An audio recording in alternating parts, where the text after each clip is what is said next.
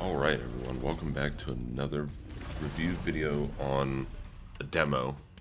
Now, I did betas so far in the past, but this one is just the demo for Dinoblade, which I'm sure most people who are even online at this point and play any sort of video games have seen something about this, whether it be the original animations from the creator or the fact that he did decide to start developing his own game out of them. The game itself so far is actually fantastic, even for a demo. There's a couple things here that I'm not the biggest fan of, and I'll just go over those while replaying this fight as to not spoil too much of the rest of the game. That's why I kind of decided to not go with the full play route, more or less just going over my points during one specific spot, so anybody who does want to try and play this game after seeing this video can go do it without having the whole demo ruined for them in any way, shape, or form. That being said, I think so far the actual fighting mechanics themselves are actually really good. The only thing is that this game, for some odd reason, I'm assuming it just might have been overlooked a little bit, when you try to use a controller, the prompts do not switch. So if you're trying to play with your Xbox controller or your PlayStation controller, whatever you might be using, you'll see in the bottom right where it has my 1, 3, and 4 keys, because I did end up switching to keyboard when I couldn't use my controller. They will not change to the button mappings for the actual controller itself. And in the earlier game, I did try to use a controller because I played Souls-likes. I enjoy Souls-likes, but Souls-likes on keyboard are terrible. I wanted to use my controller because this is obviously a Souls-like just with dinosaurs, but I couldn't get past trying to remember what keys were what at any given time, just because they would not update. Save points would still say to click E instead of whatever button it was for the controller to save. The special moves, like I pointed out, did not change. The quick time events that you just saw right there did not change. It was still showing the mouse keys, so when it happened to me the first time, I had no clue what button I was supposed to press. Luckily, I was able to just hit enough buttons that I managed to not die whenever that happened to me the first time. But after that, I decided to switch back to keyboard.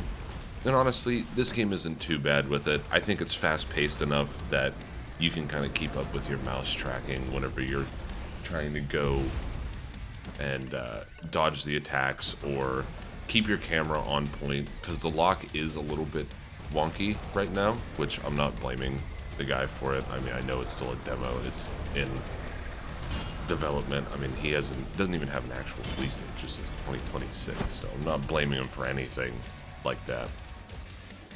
That being said, one thing that I hope that they do, or whoever does change, is some of the inputs.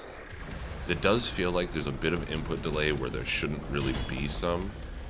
Specifically with dodging, I did notice that there was about a half a second worth of delay. I don't think it's really anything on my part, because I did notice it with both the controller and my mouse and keyboard, but I was able to eventually get used to it, mostly during this boss fight, as I did have to replay it a lot, because this was pretty difficult, especially not being able to dodge, and also not really knowing if you could iframe in this game for a good while. That also comes from me not being able to dodge properly, at least I feel. I did eventually find out that there is iframing. I think it's just very hard to time due to the input delay from the dodge mechanics. Other than that, I don't really have any other gripes with the game. Obviously, there's just a lot of tweaking that could definitely happen. Maybe allowing to walk while healing. I did figure out in one of these fights that you can actually dodge out of a heal, which is nice, but I do like being able to at least strafe a little bit while using my heal, which I know that wasn't always a thing in the actual FromSoft Souls-likes either. I mean, Dark Souls 1 was a pain in the ass when it came to healing, because if you didn't do it just right, you were going to die anyway. Other things that I think could end up updating the game in a little bit might be... Well, actually, I don't think I really had much of anything. Maybe a little bit more forgiveness with the iframing, because you can do it. I don't know exactly the timings, or at least having some sort of like little tutorial in the beginning that says about it. If I'm remembering correctly, there wasn't one. And they did have some for some of the attacks and using your button mapping to block or dodge or whatever else, jump. But I don't remember one that said anything about being able to iframe attacks, though I know you can do it. That is 100% sure you can. I do like the implementation of the different skills instead. It kind of like adds more than it just being a Dinosaur Souls-like, even though that already sounds cool enough on its own. Having those different attacks definitely adds a bit more depth to it to make it feel like its own kind of arcadey survival game, so to speak. Not necessarily survival, but I'm sure you get what I mean. As far as things that I really do like, the animations look fantastic, even if it's still in an earlier stage of development even with those. The bosses themselves were actually pretty fun. This one started to get on my nerves a little bit just because I couldn't beat him, and I felt like I was doing just about everything I could that I needed to be doing. It was just some of my timings were off, or I missed a parry here and ended up kind of screwing me over. Some of his attacks are a little bit kind of crazy, in my opinion. He has one which may have been seen already, I don't actually know.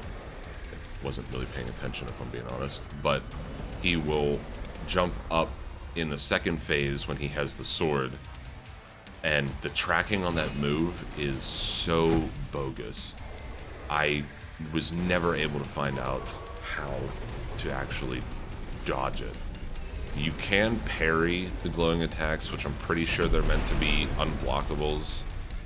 I, again, don't really remember if they said that in the beginning. I did play some of this game the day prior to actually finishing and recording this, but some of the little tutorial prompts and tips that pop up in the beginning, I don't really remember much of. I think it was mostly just buttons, not so much mechanics. So the attacking part of it with that attack just kind of irked me. No matter what time I would dodge, it always seemed like he would actually just turn at the last second and hit me regardless. Luckily, in the last time I tried to actual fight and beat him, I didn't get hit with that attack somehow. I'm trying to wait to see if he actually does it here, but he's not doing it. If I see it during this, I will definitely point it out, or I'll just like cut it in if it's not actually within the time frame. Oh, here, this one. That was it right there. He jumps up, hangs in the air for a couple seconds. No matter when I would try to time my dodge, it would always seem like he would just snap and hit me no matter what. Maybe I'm just bad at the game. That's okay. But if not, maybe it could be looked at just a little bit. Other than that, though, like I said, this game is fantastic. The gameplay itself is great. The mechanics, while seeming a little bit clunky, definitely feel alright. It is a little bit different than normal Souls-likes. I guess I should add. Whenever I did try to use it on controller, they had some odd buttons, and since I ended up not using the controller, I didn't bother remapping them. But I was expecting the triggers on the back to be your attacks like they are in Souls-likes, and then your healing to be X or whatever corresponding button it would be for your console, and so on and so forth. But I think healing was the left bumper and light attack was X instead. They had some weird button mappings I wasn't used to, so that really didn't bother me switching the keyboard for that reason either.